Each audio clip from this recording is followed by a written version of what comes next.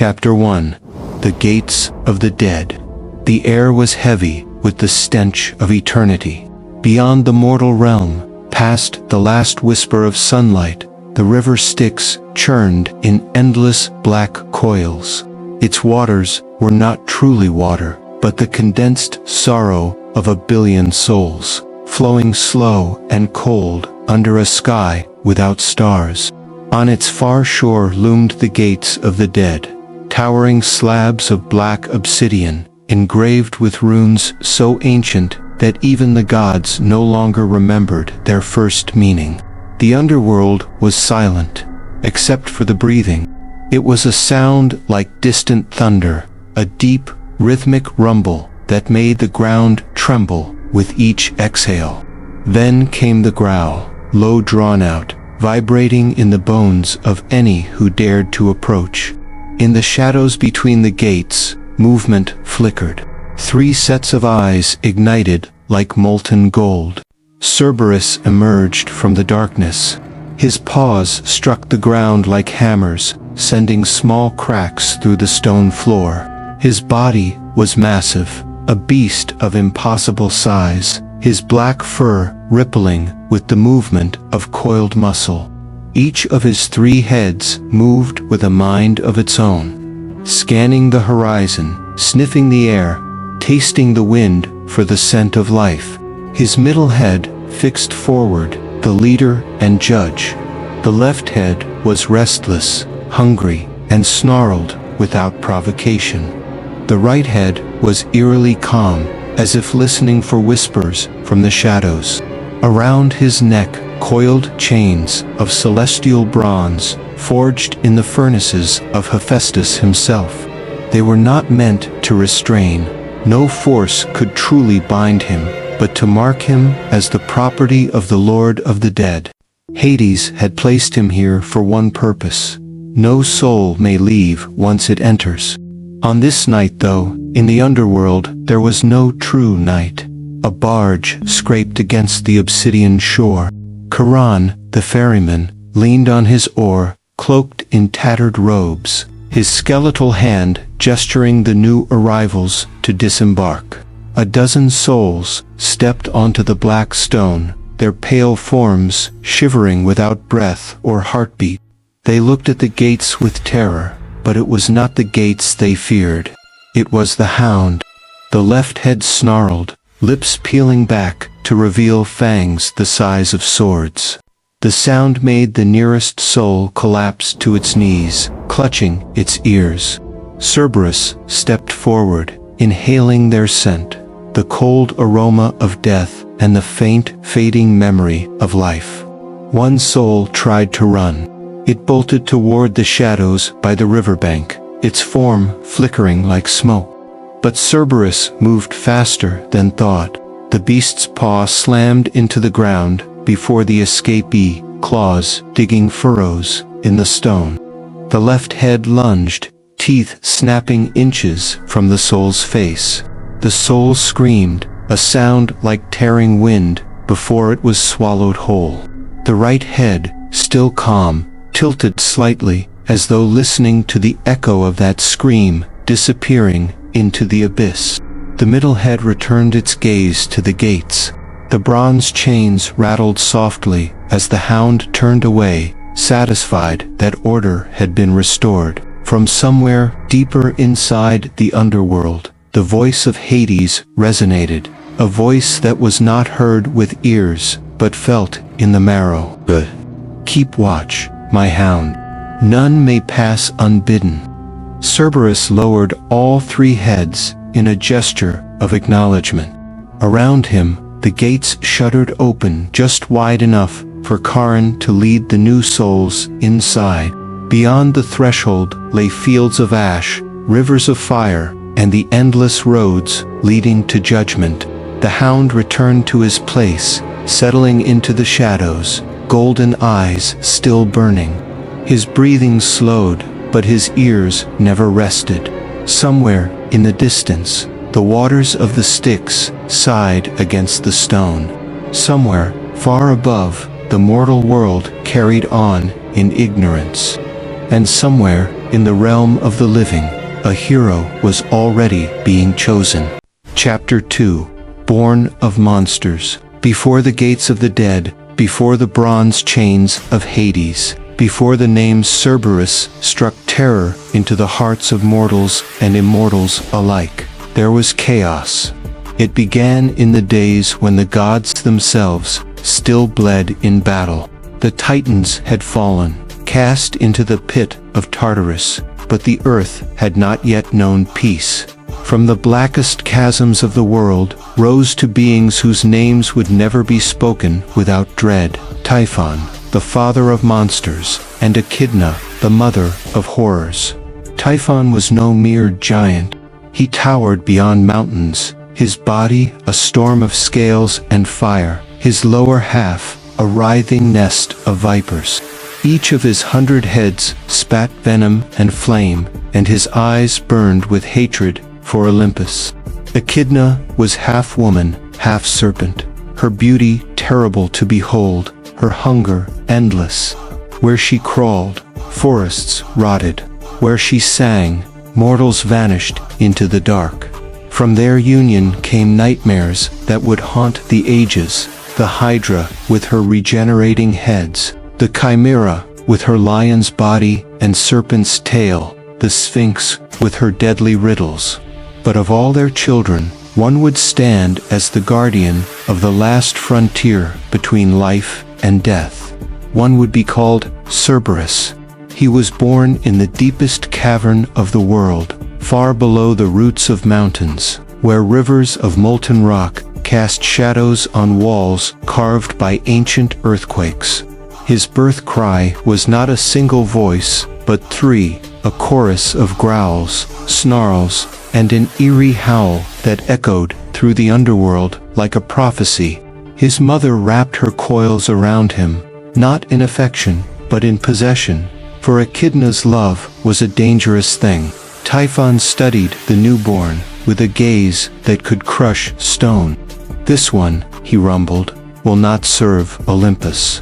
He will serve death itself." And so the Hound grew, not in sunlight, but in eternal shadow. His 3 heads developed their own wills: the middle, stern and unyielding; the left, wild and ravenous; the right, silent and watchful. His paws could shatter rock, his bite could sever the strongest armor, and his scent could track a soul even after death. When he first tasted blood, it was not the blood of beasts, but of spirits. For Echidna fed him on the lost and wandering dead. He learned the taste of fear and found it sweet. But the day came when Olympus could no longer ignore Typhon's brood. Zeus himself descended with the thunder in his hands, leading Athena, Hermes, and Apollo. The battle was unlike any fought before or since.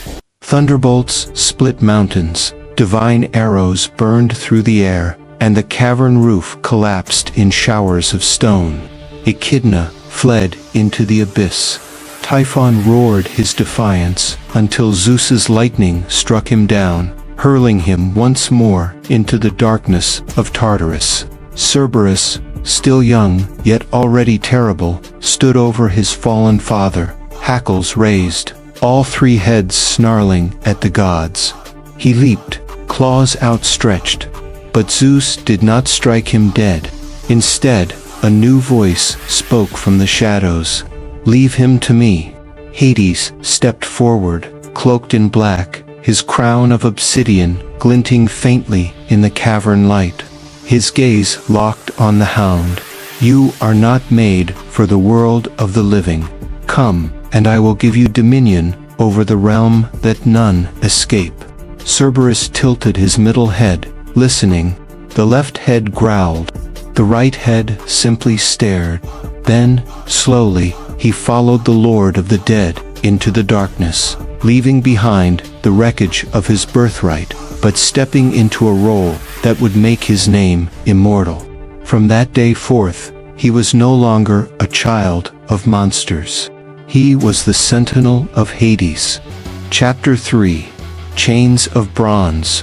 The underworld was unlike any place Cerberus had known.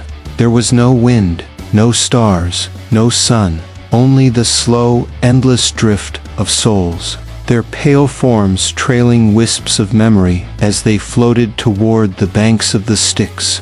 Black rivers cut through the realm like veins of obsidian, their waters carrying oaths and curses older than the gods themselves. Hades walked ahead, his stride measured and silent. Cerberus padded behind, claws clicking softly on the obsidian path. The left head sniffed at the air, catching the scent of despair. The right head turned constantly, watching shadows for threats. The middle kept its gaze locked on Hades' back. They passed the ferryman Charon, who nodded once, unfazed by the sight of the monstrous hound. Further still, they reached a great archway of basalt, the gates of the dead. Beyond it stretched the vast fields of asphodel, where countless souls wandered in muted silence. "This," Hades said, finally turning, "is where you will stand." Cerberus tilted his heads. The Lord of the Dead's voice was calm, but there was iron beneath it. "No soul leaves without my word. No living being enters without my leave. You will be my wall, my shadow, my wrath." The hound rumbled deep in his chests, a sound that shook the stones. Yet even as he spoke, Hades knew the hound would not obey forever simply because of words. Power must be bound, not just commanded. So he led Cerberus to the forges of Hephaestus, the divine smith, whose workshop was hidden in a volcanic mountain that bridged the mortal world and the underworld. The journey was long, through tunnels lit by molten rivers. Sparks flew from the anvils as the god of the forge worked, his arms thick as tree trunks, his beard singed from centuries at the flame. He looked up at Hades, then at the hound, and grunted. "You bring me trouble, brother," Hephaestus said. "I bring you purpose," Hades replied. At Hades' request, Hephaestus crafted chains of bronze, but not mortal bronze. These links were forged from the ore of meteors that had fallen from the night sky before the birth of men, cooled in the waters of the Styx, and tempered in the breath of the underworld's furnaces. They gleamed not with light, but with a dull, eternal glow, the kind of shine that seemed carved into existence itself. Hephaestus worked for 9 days and nights. Each hammer strike rang with the sound of inevitability. Each link bore runes in the language of binding, a tongue so old even the Titans had feared to speak it. On the 10th day, the chains were complete, long enough to wrap around a mountain, yet light enough for the hound to move freely. When clasped round Cerberus's neck, they did not weigh him down. Instead, they whispered to him, reminding him of his duty, pulling him back should he stray. But the forging was only the beginning. Hades tested Cerberus. He sent shades, trying to slip past in silence. The hound caught them with a single snap of his left head's jaws. He sent illusions of mortal heroes, armed and defiant. The right head saw through them instantly. Finally, he sent forth the souls of warriors, their courage intact even in death. They came with swords blazing, but Cerberus's middle head crushed their resolve with a glare so cold it froze even the river of Lethe for a heartbeat. When the trials were done, Hades clasped the hound's chains himself. "You are bound not to me," he said, "but to the law of death. Serve it well, and you will stand forever." Cerberus lowered all 3 heads, not in submission to a master, but in acceptance of his fate. From that day on, the gates of the dead knew no breach without blood. Mortals told tales of the 3-headed hound, with eyes like burning coals, and chains that rattled with the weight of the stars. Heroes would come, in time, seeking glory or loved ones lost, but the chains of bronze would meet them all. And far above, in the world of the living, the name Cerberus began to spread, carried on the trembling voices of those who swore they had heard his triple howl in their dreams. Chapter 4. The River of Oaths. The chains of bronze had barely cooled around his neck when Hades led Cerberus deeper. The path sloped downward, past caverns where the walls wept black water, past fissures that exhaled the cold breath of forgotten tombs.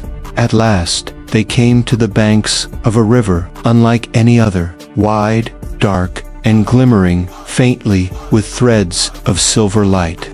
The air here was heavy, pressing against the lungs, and every sound seemed swallowed before it could echo.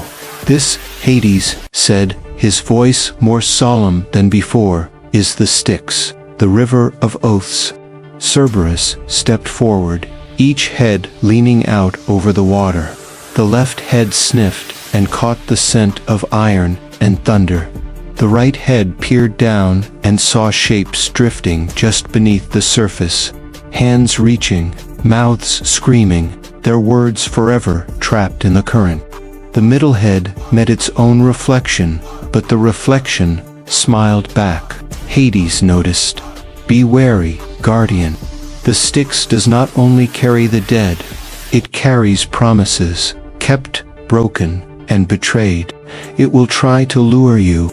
To prove his point, he drew a dagger from his belt, pricked his palm, and let a single drop of ichor fall into the river.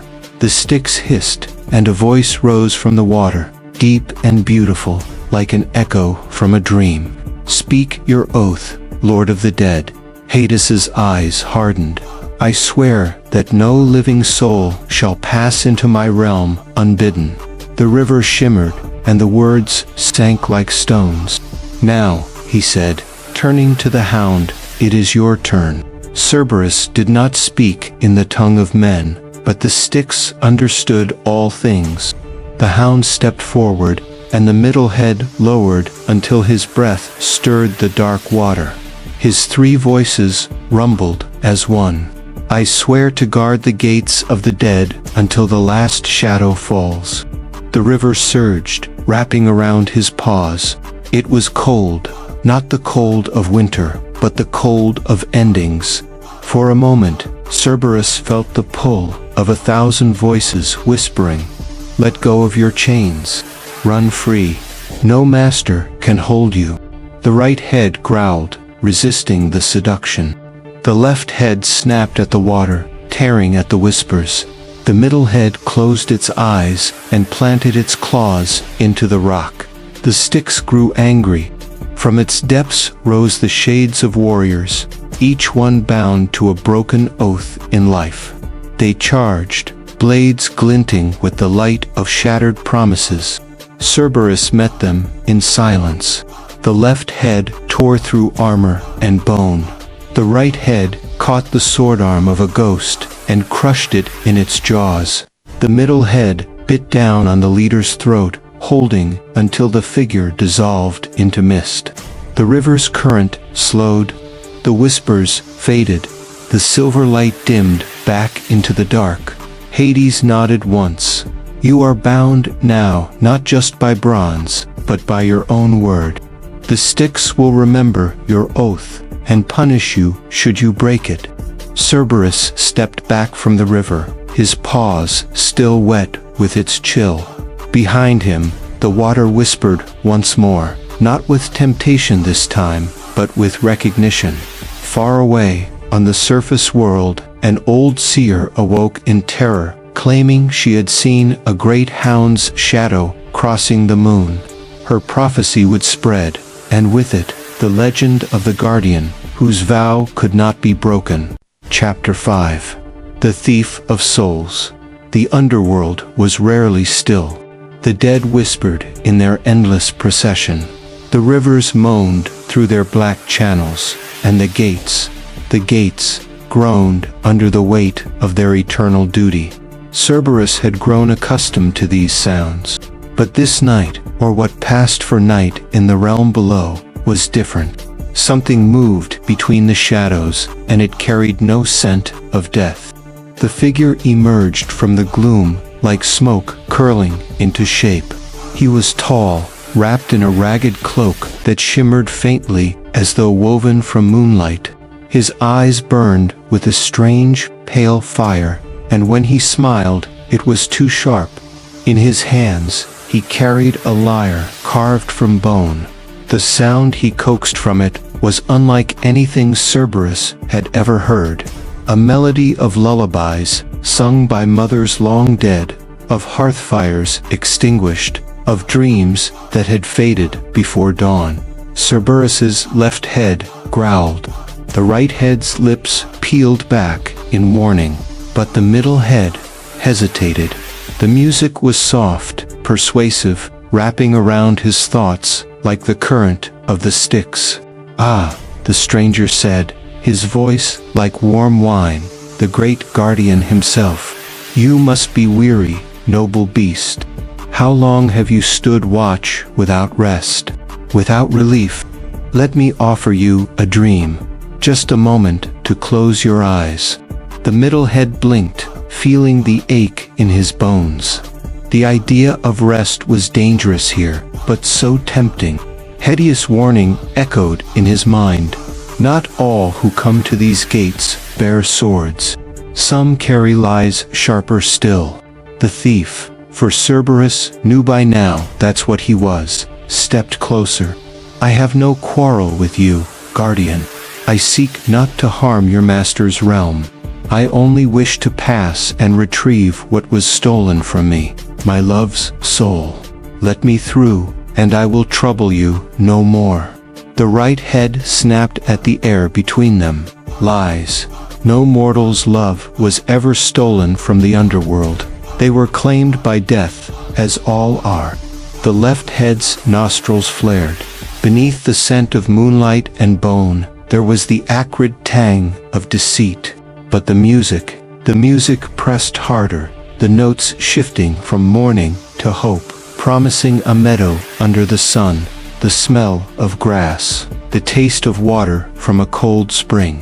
Cerberus's claws loosened on the black stone. The thief's eyes glittered. "That's it. Just one step aside, and you may rest. No one will know. Not even the Lord of the Dead will see." The middle head bent low, as if to yield. The thief's smile widened, and the left head lunged. The thief was fast, faster than any mortal had a right to be, slipping back and drawing a small vial from his cloak. Inside, a pale blue light flickered, the captured spark of a living soul. He hurled it into the air. Cerberus leaped. The right head caught the vial in its jaws before it could shatter on the stone. The middle head bit down on the thief's cloak, yanking him to the ground. The left head planted its teeth in his lyre, snapping the bone frame in two. The music died instantly. Without the song, the thief's glamour faltered. His cloak dulled to filthy gray, his eyes lost their false fire, and his form shrank into that of a gaunt, desperate man. He struggled, but Cerberus held him fast. From the darkness behind them, the air grew colder, the sign of Hades's approach. The Lord of the Dead stepped into the dim light, his gaze sweeping over the scene.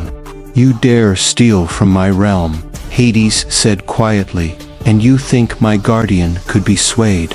The thief opened his mouth to speak, but no sound came. The shadows themselves coiled around him, binding him like chains. Hades nodded to Cerberus. "You have done well. But remember, temptation comes in many shapes. Today, it was a lyre with a song. Tomorrow, it may be something else entirely." The Hound released the thief into his master's custody.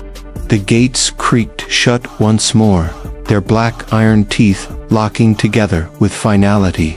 And in the silent darkness that followed, Cerberus felt the faintest flicker of pride.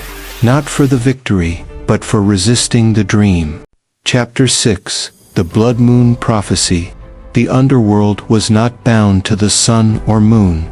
Yet sometimes, events in the mortal realm cast ripples even here, reaching the black rivers and the stone halls of the dead. This was one of those times. It began with a trembling in the river Styx, not the current itself, but the souls drifting in its depths. They whispered of the sky above turning the color of fresh blood, and of an ancient prophecy being set in motion. Cerberus listened from his post at the gates. He was not given to superstition. Omens belonged to priests and kings, not hounds. But the Styx did not lie. From the palace of Hades came a summons. The obsidian doors groaned open, and Nyx, the embodiment of night herself, emerged to speak to him. Her form was tall and shrouded in an endless veil of shadow, but her eyes glimmered like twin stars. "Guardian," she said, her voice both silk and steel, "the mortal sky bleeds tonight. It is the blood moon, the first in 1,000 years. The prophecy says it marks the night when the gates may open from both sides." Cerberus's hackles rose. Both sides meant that not only could the living attempt to enter, but the dead could attempt to leave. Nyx continued, "The Lord of the Dead requires your vigilance beyond all measure. There are whispers that something ancient, older than even your master, stirs beyond the far banks of the Lethe. If it crosses, no power will send it back." Cerberus growled low, the sound echoing off the basalt walls. "What stirs?" he demanded. Nyx's answer was little more than a whisper. "The Eater of Memories." Even for a guardian of the underworld, the name carried weight. Legends claimed it was a formless shadow that devoured not the flesh, but the very memories of a soul, leaving it empty, wandering, and beyond salvation. The blood moon's light, if it could even pierce to this place, began to spread a faint crimson glow across the iron gates. Cerberus could feel it, a strange warmth seeping through the metal, as if it were weakening. The dead grew restless. From behind the gates, voices rose in 100 languages, some pleading, some screaming. The pull toward the mortal world was strong tonight. Far beyond the crowd of shades, Cerberus spotted movement, something slithering, shifting, never quite holding its shape. The Eater of Memories had arrived. The creature's form was a blot of darkness that moved like smoke underwater. Faces appeared in its surface, pale, distorted, only to dissolve again. Every time it drifted close to a soul, that soul stopped screaming and became still. Not peaceful, just empty. Cerberus stepped forward, blocking the gate entirely. His 3 heads moved as one, eyes fixed on the intruder. The creature's voice was not a sound, but a thought pressed directly into his mind. "You guard the wrong side, Hound. Let me pass, and I will take only what is owed." The left head snarled. "Nothing is owed." The right head barked, a sound like cracking stone. "Leave." But the middle head said nothing, for the creature's presence was like a tide pressing in on his thoughts, making his own memories blur. The day he was bound to Hades' service, the first oath he swore, even the scent of the river Styx, all began to fade. Cerberus roared, shaking off the fog, his claws gouging deep lines into the black stone. "You will not cross." The Eater drifted closer, tendrils of shadow curling around the Hound's legs, brushing against his fur like cold breath. Cerberus snapped at them, but they dissolved before his teeth could close.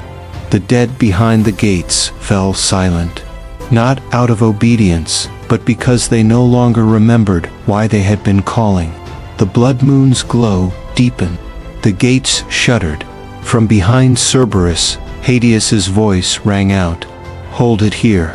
Do not let it touch the threshold." If it enters the realm of the living, all history will be undone. With a final, thunderous bark that echoed like war drums, Cerberus lunged. His 3 jaws struck together, tearing into the shadow. And for the first time, the Eater of Memories screamed. It was not a mortal scream, but a sound like the tearing of time itself. The creature recoiled, retreating toward the far side of the Lethe. As it vanished, it whispered one last thought into Cerberus's mind. This is not over. When the next blood moon rises, you will forget who you are. The crimson glow faded. The gates stilled. The dead began to murmur again, as if waking from a dream they could not recall. Cerberus stood watch, but in the back of his mind, a seed of unease took root. Because deep down, he could already feel it. A memory missing, one he could not name. Chapter 7. The Mortal Who Knew His Name. The air at the gates of the underworld was never still, for the souls of the dead passed like drifting ash upon an unseen wind. But today, there was something else in the air. The scent of sweat, steel, and heartbeat. A mortal had come. Cerberus caught the sound first, the steady crunch of boots on the black gravel road that wound down from the mortal realm. Few living men dared to walk that path, and fewer still reached the gate alive. This one walked without hesitation. He was broad-shouldered, armored in bronze, etched with patterns like waves. His helm was tucked under one arm, revealing a weathered face framed by black hair streaked with silver. A scar ran from his jaw to his collar, the kind that spoke of old battles and older grudges. When he reached the shadow of the gates, he stopped. Cerberus moved forward, his 3 heads lowering in warning, teeth bared. No mortal crossed this threshold without permission. But then the man spoke, and what he said froze the Hound where he stood. "Stand aside, Kionis," the man said. The name rang through Cerberus's mind like a struck bell. It was not a name he had heard since when? His heads twitched, ears flicking. The memory sat on the edge of his awareness, like a shadow seen from the corner of the eye, threatening to vanish if he looked too hard. The mortal smiled faintly. "You don't remember me, do you?" Cerberus growled, but it lacked conviction. The middle head tilted, studying the man's eyes. There was recognition there, buried deep. The man set his helm down at his feet and spoke again, his voice softer. "Ionis, you were not always the Hound of Hades. Once, you ran free under the open sky. You hunted with me, long before the underworld claimed you." The words struck like arrows. Cerberus felt a rush of images. A wide plain under the morning sun. The scent of fresh grass. The laughter of a young warrior. The man before him, but younger, without the scars. And himself, smaller, only one head. Fur dark and gleaming, eyes bright with the joy of the hunt. But the memory was fractured, as if someone had taken a blade to it. Cerberus forced the images away and snarled, shaking his heads. "I guard the gates. I know no man." The mortal didn't flinch. Then perhaps the blood moon took more than the dead's memories. It took yours, too. At the mention of the blood moon, Cerberus's hackles rose. He stepped closer, shadows from the gates wrapping around them both. "What do you know of the blood moon?" The man's gaze darkened. "I know it is coming again, sooner than the gods believe. And when it does, the Eater of Memories will return. This time, it will not only seek to pass, it will seek you." Cerberus's left head snapped at the air, impatient. The right head growled low, a warning. But the middle head listened in silence. The man continued, "I came here because I know its weakness. But the knowledge is bound to your past. the part of you that remembers who you were before Hades claimed you. Without that, you cannot defeat it. Cerberus's chest rumbled with a sound between a growl and a question. And you can restore this past. The man hesitated. I can try. But it will mean leaving your post, if only for a time. The answer lies in the mortal realm, in the place we first met, leaving the gates. It was an unthinkable betrayal of his duty. And yet, the echo of the name Kionis burned in his mind like a coal, stubborn and bright. From the palace, a shadow stirred, Hades himself, watching from the high balcony. His voice drifted down, cold as iron. If you leave, Hound, you may not return. Choose wisely. The mortal met Cerberus's gaze. If you stay, you'll be here when the Eater comes for you, and you will lose everything, even the memory of why you guard this place. For a long moment, the Hound did not move. Then, with a slow, deliberate step, Cerberus turned away from the gates and toward the mortal path. The gates shuddered closed behind him with a sound like the fall of a mountain. The mortal picked up his helm and began walking, the Hound following at his side, his three heads casting a long shadow in the dim, endless twilight of the path between worlds. Somewhere far above, the sky in the mortal realm was already beginning to redden. Chapter 8. The Hunt Across the Mortal Plains. The path from the underworld to the realm of the living was no gentle road. It was a jagged stair carved through the bones of the earth, winding upward into a horizon of pale, ghost-lit sky. Each step Cerberus took seemed to grow heavier, as if the weight of countless centuries in Hades clung to his paws. The mortal walked ahead, silent save for the metallic ring of his bronze greaves. The Hound's three heads kept watch, the left sniffing the air for danger, the right scanning the distance for movement, and the middle locked on the man who called him Kio. When they emerged from the cavern mouth, the sudden breath of living wind struck Cerberus like a hammer. It carried the sense of soil, water, and growing things, smells he had not known in ages. His hackles rose as the light of the sun touched him. It was a different warmth than the underworld's ever-burning fires, almost painful in its purity. The mortal glanced back. Does it hurt? Cerberus rumbled, each head answering differently. A sharp growl, a soft whine, and a steady silence. They crossed into the wide grass plains, where wind rolled through the tall stalks in waves like an endless green ocean.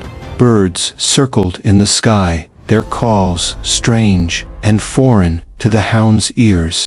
But beneath the beauty lay something foul, the faint, acrid trace of corruption. The man stopped and knelt, brushing his fingers through the grass. It's worse than I thought. The Eater's influence has already reached here.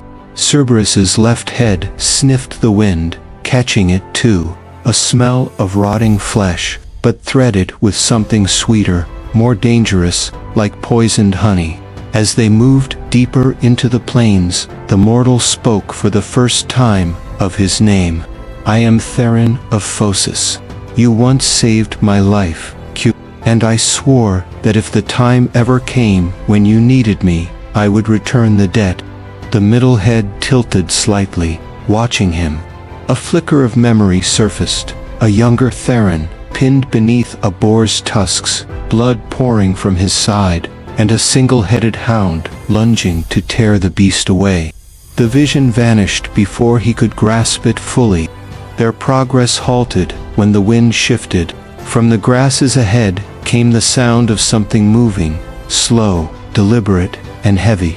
Theron raised a hand in warning, his other gripping the hilt of his spear. The first creature broke the surface of the grass like a ship rising from water. It was shaped like a wolf, but its fur was the color of ash, and its eyes glowed with a pale, milky light. The grass wilted under its paws. Then came another, and another. Memory wolves, Theron muttered. The eaters, scouts, they feed on what you know, and leave only emptiness. The pack closed in, their low growls echoing in the plains. One lunged too soon, and Cerberus was upon it before it hit the ground. The left head clamped onto its throat, the right tore at its shoulder, and the middle snarled at the rest. The wolf dissolved into black smoke under his teeth, leaving behind a whisper that clawed at his mind. Do you remember the first chain? The words stabbed at him, but there was no time to dwell. Two more leaped, jaws snapping for Theron. The mortal moved with the grace of a seasoned warrior, his spear flashing in the sunlight as he drove one through the chest and swept the other aside. The battle ended as quickly as it began. The wolves lay in pieces, already fading into the wind. But Cerberus felt different. Each wolf he had slain had taken something from him, small but sharp, a face, a sound, a name he could no longer quite recall. Theron's gaze hardened. We have to move faster. The longer we stay in the open, the more they'll come. They pressed on until the sun dipped low, staining the horizon in gold and crimson. At last, Theron stopped at the edge of a shallow valley. In its center stood a lone, ancient oak, its branches twisted into a crown-like shape. Beneath it, half buried in the roots, was something glinting in the fading light. A bronze collar, worn and dented with age. Theron spoke quietly. This is where I first called you by your true name, and this is where we'll start to take it back. Cerberus stepped forward, each head staring at the collar as if it were a ghost. Somewhere deep inside him, a door was creaking open. Chapter 9. The Collar of Kyo. The bronze collar lay in the grass like an artifact dredged from the bottom of a forgotten sea. Time had blackened it, but faint engravings still shone through. A pattern of interlocking chains, each link carved with symbols in the language of the first tongue, the speech of gods and ancient beasts. Cerberus approached slowly, each paw pressing into the soft earth. The left head sniffed, the right bared its teeth at the scent of old magic, and the middle stared without blinking. Something about the metal pulsed in the air, not like heat, but like a heartbeat. Theron knelt beside it, brushing away soil. This was yours, Q. Before the gods chained you in Hades, before the river Styx ever touched your paws. The name struck like a hammer inside Cerberus's skull. Gymnus. The syllables echoed, stirring fragments of buried memory. A mountainside in spring, laughter carried on the wind, the warm press of a hand against his fur. Then, the snap of chains. The hound flinched, growling low. The ground beneath them seemed to ripple, as if something beneath the plains had heard the sound of that name. Theron's eyes flicked to the horizon. We have little time. The eater will feel the shift in your memory, and it will come. He lifted the collar, and the weight of it was shocking, not for its mass, but for the way it dragged at the soul.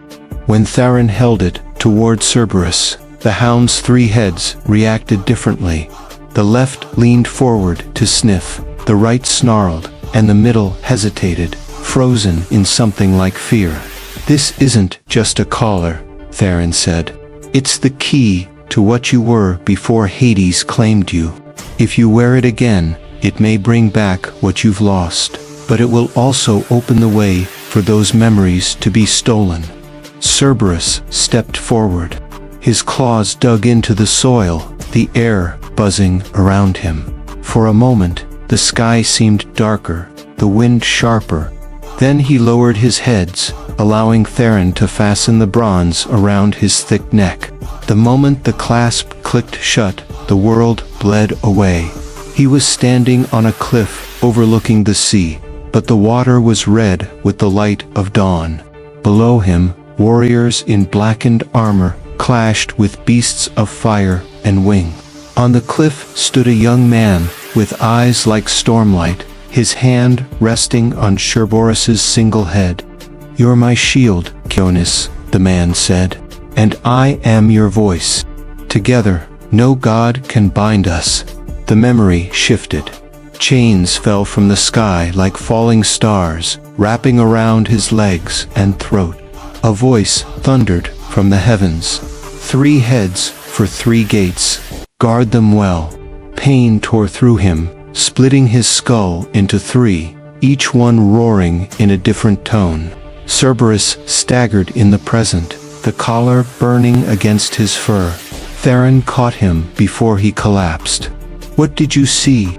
the mortal asked. The middle head spoke first, the words rasping like stones grinding together. "A master, a war, and chains from the sky." The left head growled, "We were more than a guard." The right head whispered, "We were betrayed." Before Theron could answer, the wind shifted again. This time, it was colder, and it carried whispers. The grass around them began to blacken, curling inward, as though recoiling from an unseen hand. Out of the valley's far side came a shape, tall, cloaked, and faceless, its presence bending the air. Around its feet, proud, a dozen memory wolves, their pale eyes fixed on Cerberus. The Eater had found them. Theron gripped his spear, his jaw set. "We can't outrun it here. We hold the valley, or we lose everything you've just remembered." Cerberus lowered all 3 heads, teeth bared, a deep rumble shaking the earth. The collar around his neck pulsed once, twice, and the ancient magic within it stirred. In the dying light of the plains, Hound and mortal stood together against the tide of shadow. Chapter 10. The Battle at the Rooted Oak.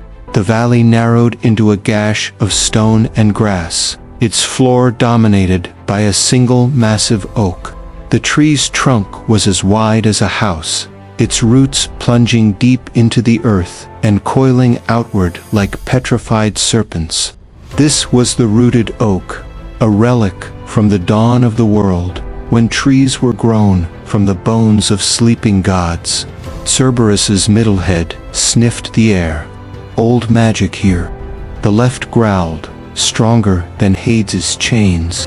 The right whispered, "And older than we are."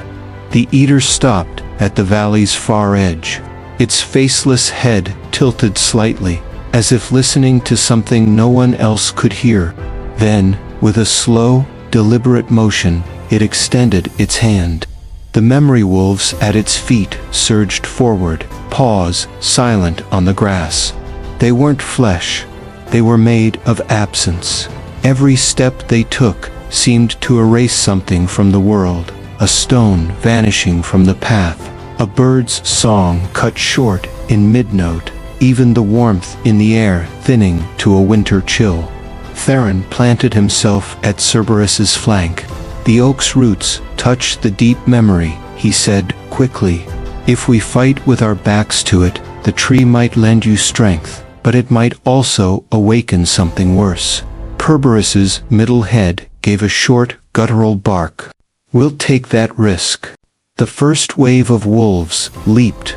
The left head clamped down on one midair, teeth shredding its form into a cloud of fading sparks. The right swung low, crushing another beneath bone-cracking jaws. Theron's spear danced between them, each thrust impaling a wolf before it could slip past. But for every one they struck down, 2 more emerged from the Eater's shadow. Then the Eater moved.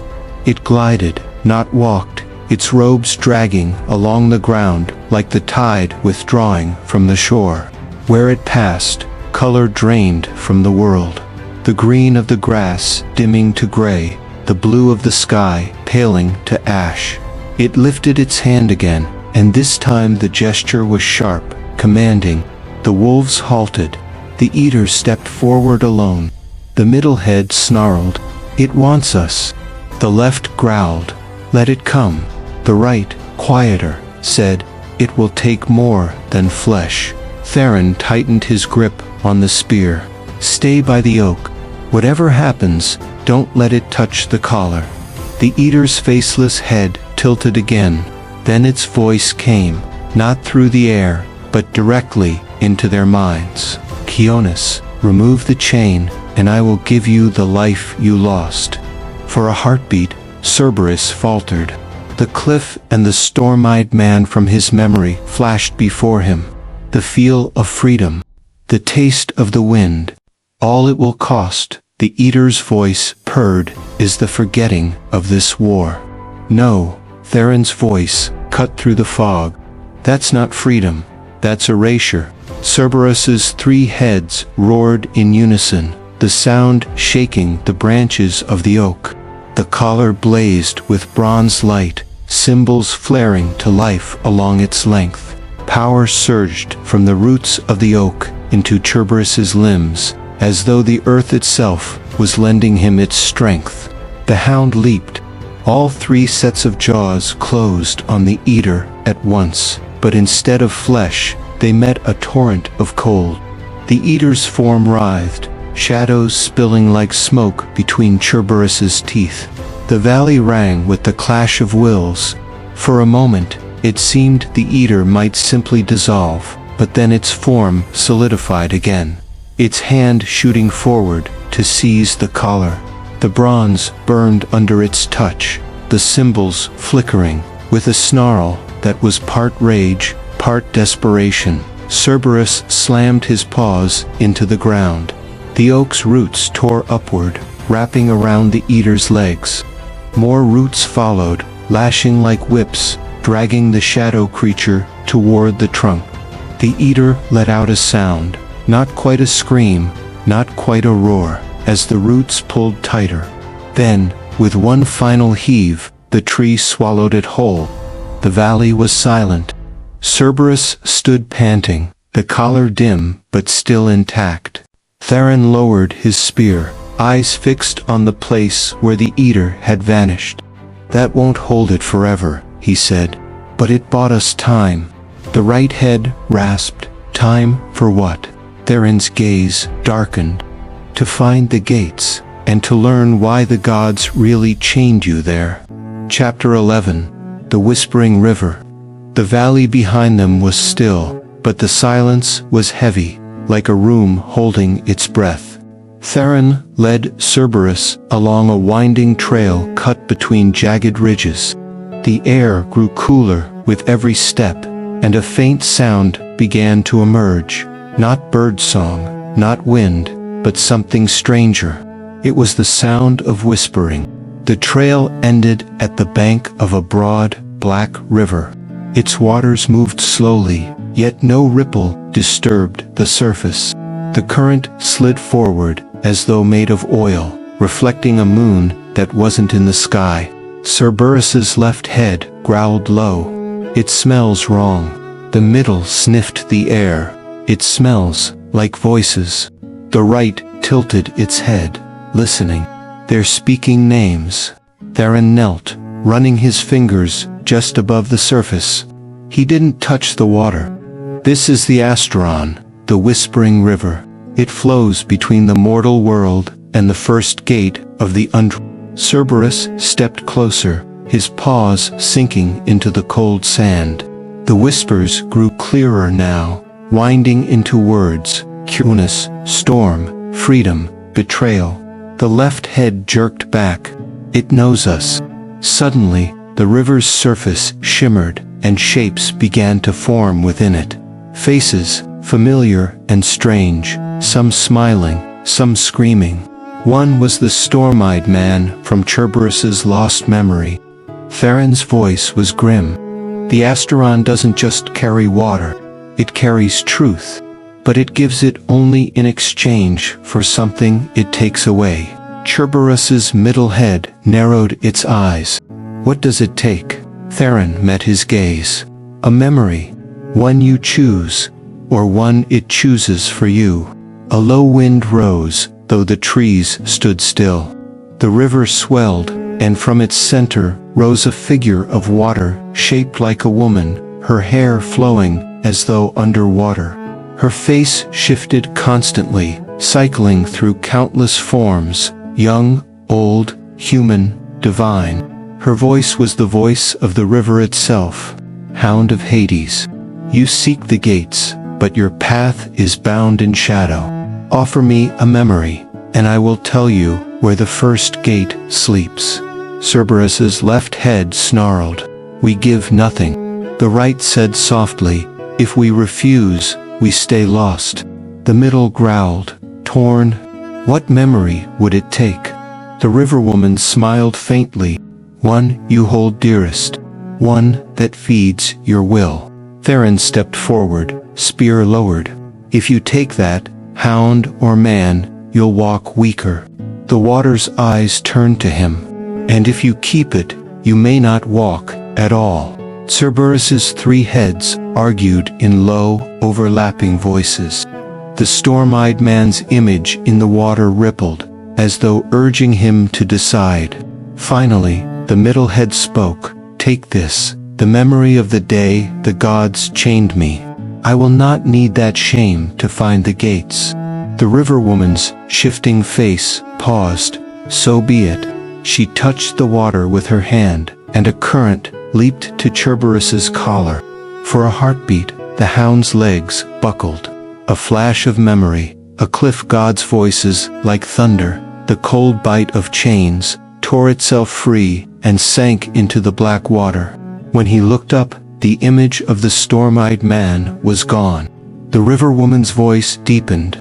The first gate lies beyond the hollow wastes, where the sand sings at night. But beware, hound. Without the chain's shame, you may forget why you bite. She dissolved into ripples, and the whispers sank back into the river's depths. Theron put a hand on Cerberus's shoulder. We move quickly. The hollow wastes aren't empty, and the thing in the oak won't sleep forever. The left head growled, the right was silent, and the middle stared into the dark current, wondering what price he had truly paid. Chapter 12. The Hollow Wastes. The desert began without warning. One moment there was a thin border of grass and scattered stones. The next, endless dunes of pale sand stretching beneath a white, merciless sky. No wind moved, yet the air shimmered like it was alive. Cerberus padded forward, paws sinking deep. His three heads scanned the horizon. The left snarled softly. No scent, nothing to hunt. The middle's eyes narrowed. No scent means no warning. Theron adjusted his spear. Keep your ears sharp. The wastes are never as empty as they look. The singing sand. As they walked, the silence broke, not with wind, but with sound from beneath their feet. The sand sang. It was a thin, metallic hum, each step producing a different note, like walking on an invisible harp. The right head tilted curiously. It changes pitch. When I step harder. Theron's expression tightened. Don't play with it. That's how they find you. The left head growled. Before he could answer, the sand shifted. Not like an avalanche, but like something under it was moving. The buried choir, from beneath, figures erupted. Not of flesh, but of crystal and bone. Their bodies strung with thin, golden threads that vibrated in the air, producing a low, haunting chord. Their faces were featureless, but their mouths, if they could be called mouths, were open, letting out a sound that was neither scream nor song. The buried choir, Theron said, stepping back. Born from songs the living forgot, they sing until the world forgets you. The right head whispered, they're already singing your name. Battle in silence. Cerberus lunged first. His claws tore through one, shattering its crystal chest, but the shards melted into the sand and reformed behind him. Theron spun his spear, severing one's golden threads. The sound faltered, then surged louder, the choir feeding on its own pain. The left head bit deep into a neck of glass, only to taste nothing. The middle head roared, but the sound was swallowed by the dunes, as if the desert drank it. Every step they took, the sand sang louder, drawing more shapes from below. The forgotten bite, something inside Cerberus, felt wrong, a hollowness where the memory of his chains had been. In other battles, the shame had been fuel, turning pain into rage. Now there was only a strange calm. The right head growled, "We're too slow." The middle snapped, "Then we'll be faster." He leaped, all three jaws snapping at once, crushing through a choir singer's body and ripping the golden threads free. The song faltered again. Theron shouted, "Break the threads." That's their voice. The shattering note. They fought like a storm. Cerberus's claws tore, his teeth shredded. Theron's spear danced in arcs of steel. Each golden thread broken silenced one voice, until the choir's harmony collapsed into a desperate, off-key wail. Finally, with a final coordinated strike, Cerberus's three heads bit into the last singer, shattering it completely. The pieces sank into the dunes and did not rise. The desert was silent again. Even the sand no longer sang. The gate, beyond the last dune, a shadow rose from the earth, not cast by the sun, but by a structure of black stone, half buried in sand. It was a massive arch, carved with symbols older than the gods. In its center, the air shimmered, as if the world behind it was not the same as the one they stood in. Theron exhaled.